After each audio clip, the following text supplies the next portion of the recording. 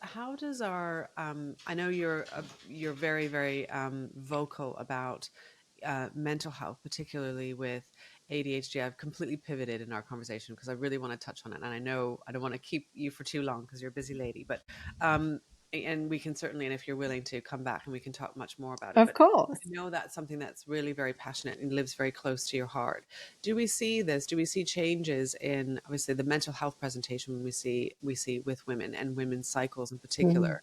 But when we have ADHD presentation or potentially autism presentation, or if maybe even genetically you're more predisposed to depression and anxiety or panic disorder, we talked about Mm. earlier, didn't we?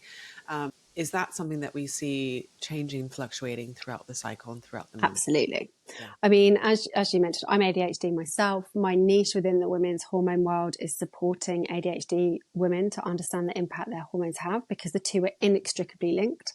But again, because of this gender bias in research, the whole female experience is largely void in understanding how to assess and treat and support ADHD. So looking at the role the hormones play is huge from a neurodiversity perspective, but also generally for all women in mental health. I said earlier on that our brain is covered in estrogen and progesterone receptors.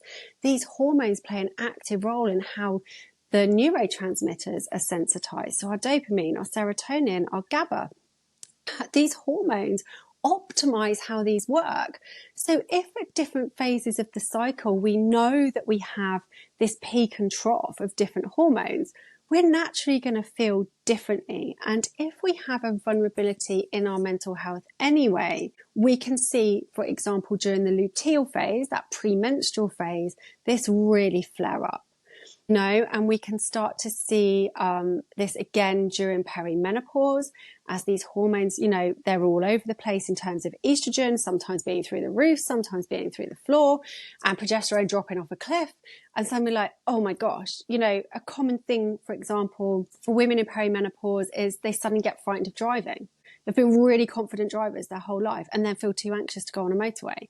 And that is a hormonal link. That's just one example. We can start feeling, lots of women I speak to feel like they don't know themselves. They're embarrassed about their emotional reactions. They feel ashamed about how they're behaving and like they've got no control over it. This rage, we haven't touched on testosterone today, but testosterone, again, is something I get on my soapbox about.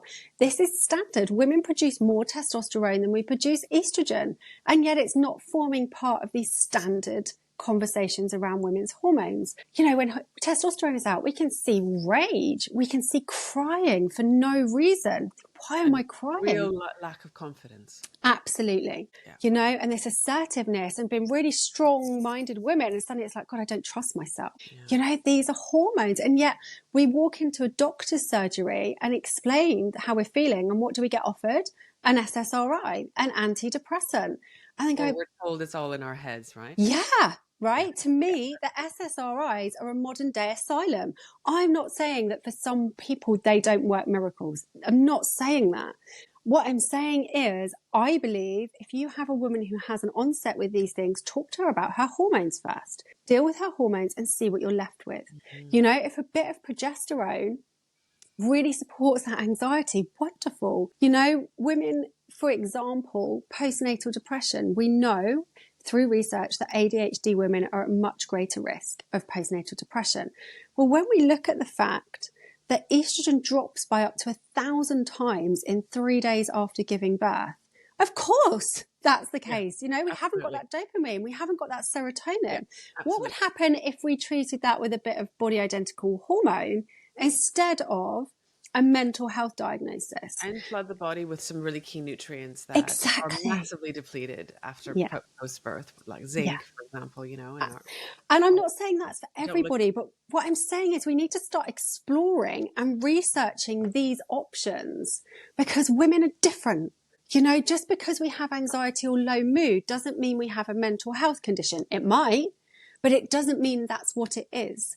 And until we start including the impact of hormones on emotional mental health assessments, we're never going to have a model of equality in how we address mental health.